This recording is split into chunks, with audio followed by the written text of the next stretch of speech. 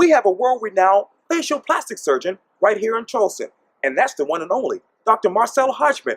I speak exclusively with the doctor for a special edition of Quintin's Close-Ups. And be sure to download the free Quintin's Close-Ups app in your Apple or Google Play stores. And of course, subscribe to my YouTube channel. Dr. Marcelo Hochman, it's so good to meet you. Likewise, thank you. Thanks for coming. Yeah, thank you for reaching out to me via Twitter and eventually on email. I know you want to appear on Quintin's Close-Ups, but obviously you are a world-renowned plastic surgeon. I don't know about world-renowned. You talk to my mother. But obviously you are a philanthropist. Obviously you love helping kids who are dealing with a lot of medical needs. We do. We enjoy doing that. What is it like to be you these days? Busy, thank goodness.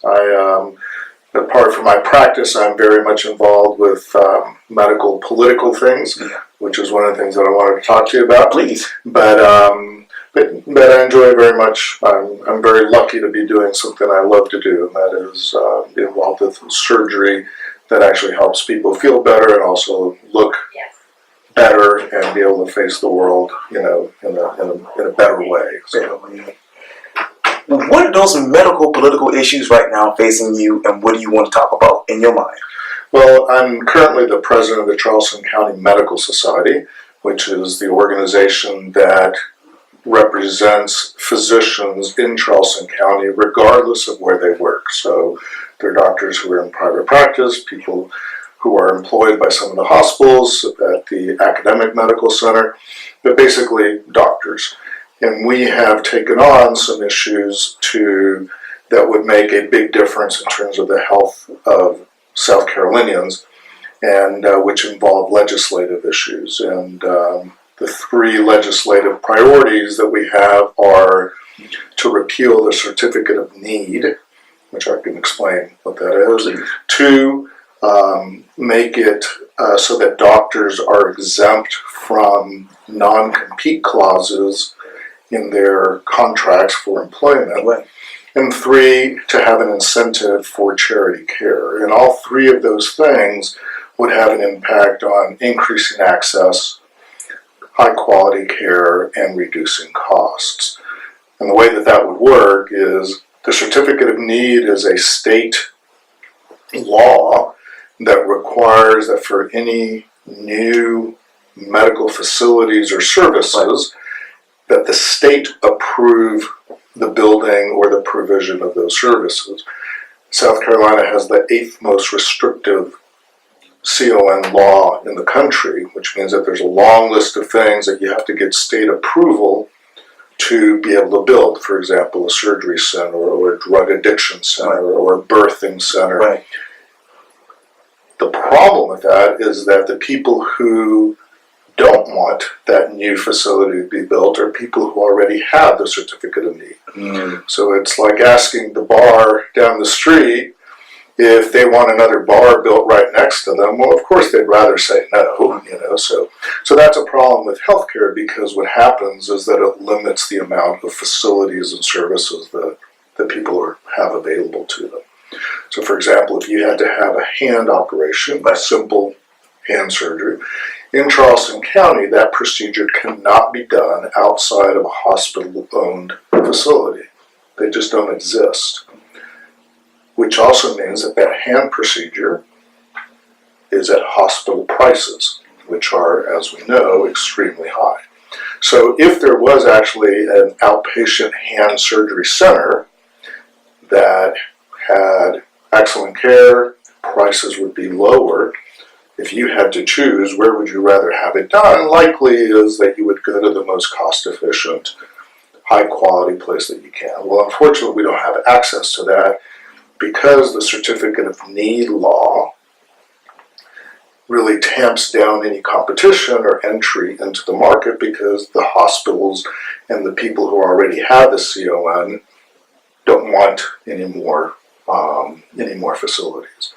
So the Certificate of Need is really sort of a backwards, anti-competitive thing, which over 40 years has proven to be not in the best interests of South Carolinians. in York County in the upstate, they've waited for 10 years while the CON battle was going on because one hospital didn't want another hospital to build another hospital. And in the meantime, the citizens of York County were there without a hospital. So in the meantime, if you had 5 different little surgery centers or drug rehab or dialysis centers or whatever they needed, those people would have been better off. But in the meantime, they spent 10 years waiting for 2 big hospital systems to fight it out, and they still don't have a hospital. So that's why we want to get rid of the certificate of need, which would then allow individuals, doctors, patients who are entrepreneurial or companies to set up facilities and services that would be, competing, which would be high quality, potentially lower cost. What would you replace the certificate of need with? Nothing. So basically we would repeal the certificate of need, and you still have licensing laws. So if you want to build a surgery center, you still have to be licensed by the state. You still have to meet requirements. Right. But you don't have to get permission to do it from your competition. So if you don't have a certificate of need, which half of the states don't have, right. South Carolina still has it. The federal government has encouraged states to get rid of them because they don't really work. So you wouldn't have a certificate of need. Basically, if you decided that you want to invest some money and build a dialysis center and that kind of thing, and you meet the requirements for a dialysis center, great, try it. If you're able to deliver great quality care and compete with the existing ones, then great. I mean, why does Lowe's and Home Depot build across the street from each other? So they compete. They know that that geographic location is good, so they both want to be there, and they compete. And they both have very high quality prices, and we as consumers have choices. Same thing with Trader Joe's and Whole Foods. And I mean, you go down the line in every business, you've got all the car dealerships right next to each other, because competition is good. It makes businesses perform at a level that the consumer requires and demands, and if you don't provide what they want, whether it's cost or quality or service or whatever, then you go somewhere else. And the same thing is with healthcare. How long has this certificate of need been in place? It was originally enacted in the 80s. Okay. So we've had over 40 years of experience with this burdening the system, basically. What will the system look like after this is repealed? If the certificate of need didn't exist, then there would be more choices. I mean, like I said, it would be the Lowe's or the Home Depot version of things where, maybe there is a dialysis center that's rurally based that would give more access to patients in that area because somebody has thought it was worth investing in building that. MRI, CT scanners. In South Carolina, we have far fewer CT scanners and MRI centers and surgical centers and hospital beds for the population that we have, but because the CON protects those who already are here and doesn't let others get built. So in South Carolina, we actually need more hospital beds, we need more surgical centers, we need more facilities and services, and the CON puts a damper on that because it protects the people or the systems that are already in place.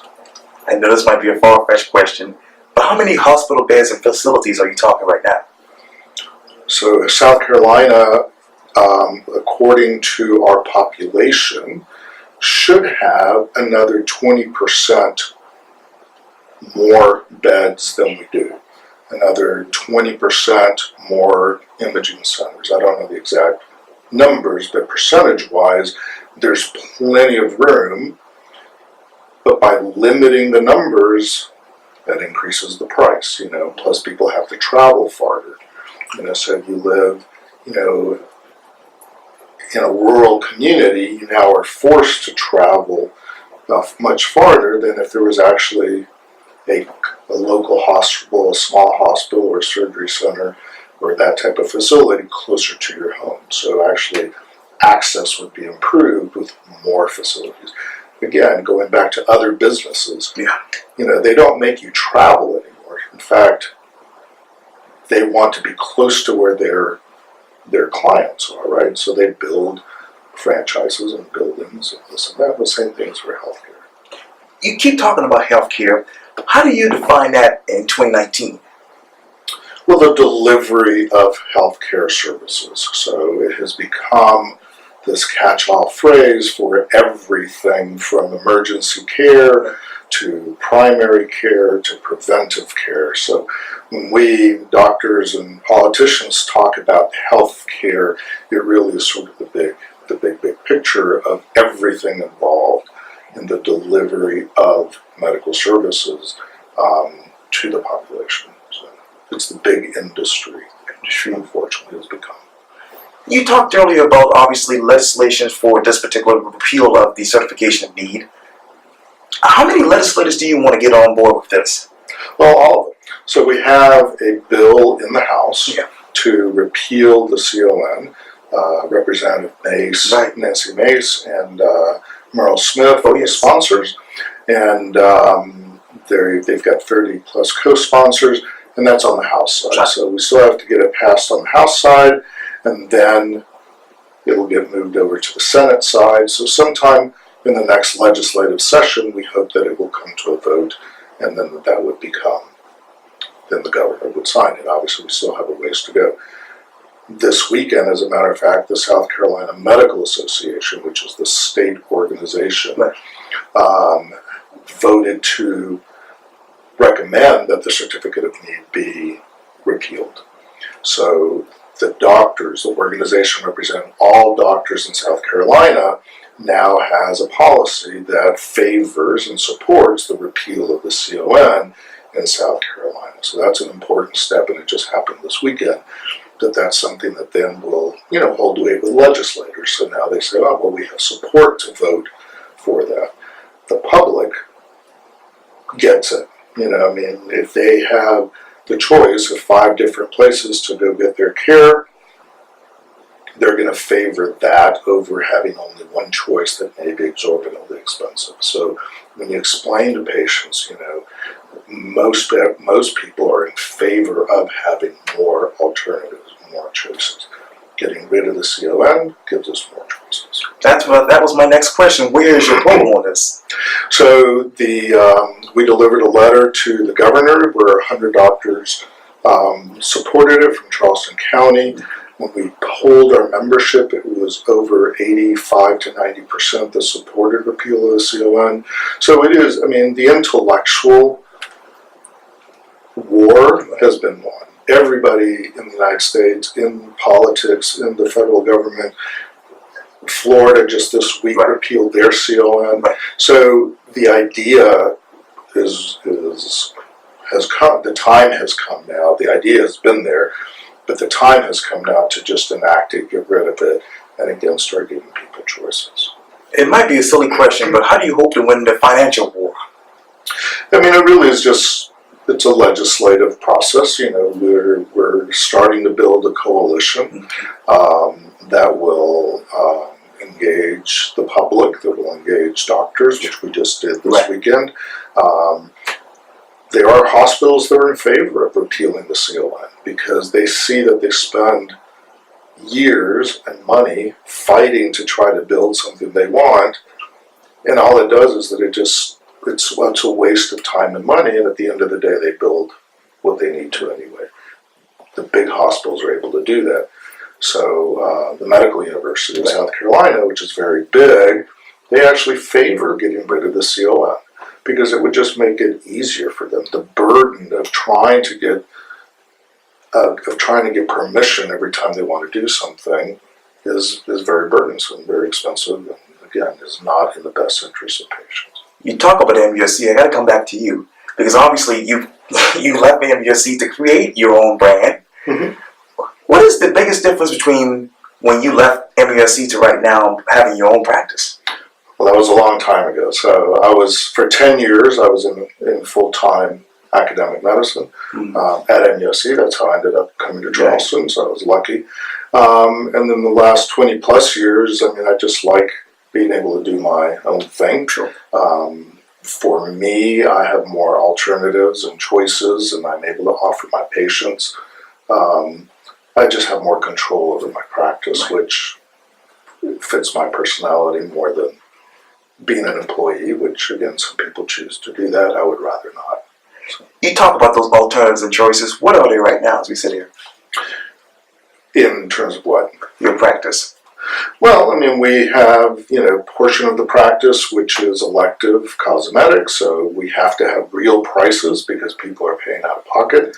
So I'm very sensitive to delivering high quality at a price that people think is fair. I also have a portion of my practice which is insurance related, so I know the struggles that people have when they're underinsured or not insured, or they have a medical condition that needs surgical care that is very expensive because we have to do it in the hospital. And so I see, I operate on children who, are dependent on the safety nets that we have. So, I mean, I have the opportunity to see all the different parts of healthcare and how it works and how it doesn't work. So I like being able to give my patients options to do things, either in my office or at the hospital, and hopefully eventually at other centers and things, as we move forward. You talk about those safety nets. What are those? Well, for children, there's, obviously a lot of the children that I operate on are Medicaid, so they're either underfunded or not funded. I personally do a lot of charitable work, which those obviously is totally unfunded, whether they're from the United States or outside.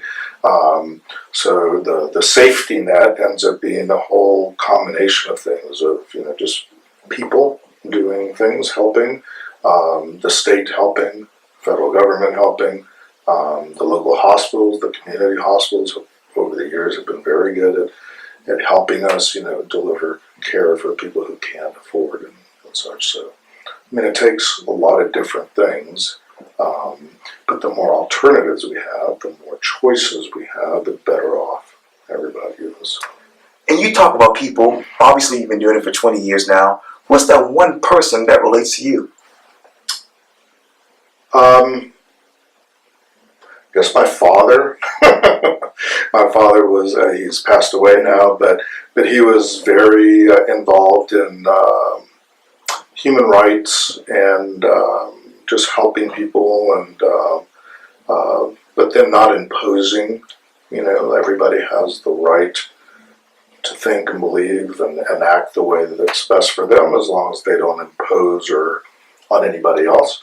And that's always stuck with me from the beginning. He made a very big point of, if you ever have an opportunity to help somebody, that you should. Don't expect anything in return. And again, whatever your beliefs are, that's fine, as long as you don't impose them on anybody else. And sort of live and let live type of thing. Just everybody has their station in life and their path in life, I should say. And and the freedom to do your own thing is, I think, at the bottom of all. So that speaks very strongly to me. It's just liberty, freedom, and alternatives and choices. And I know, obviously, you've seen a lot of patients. What's that one patient that's still in your heart and mind to this day? Mostly the children. Mostly the kids who really have no concept of what's happening to them. But I know that we're making a difference, that once they're able to realize what's happened or look back, or their parents tell them stories about when you were a baby and you had this and that, and yet now they're able to be, face the world literally in a better way. So I'm seeing children that were,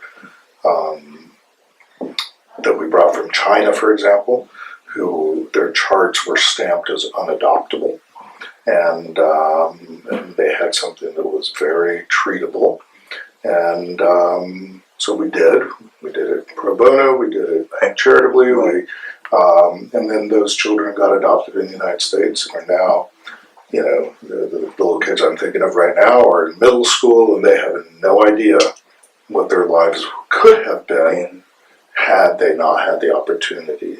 So those things mean a lot to me.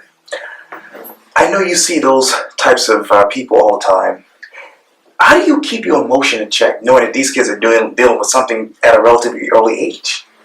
Well, that's part of the beauty of medicine. We all do what we like to do. For me, it's very gratifying to see a child,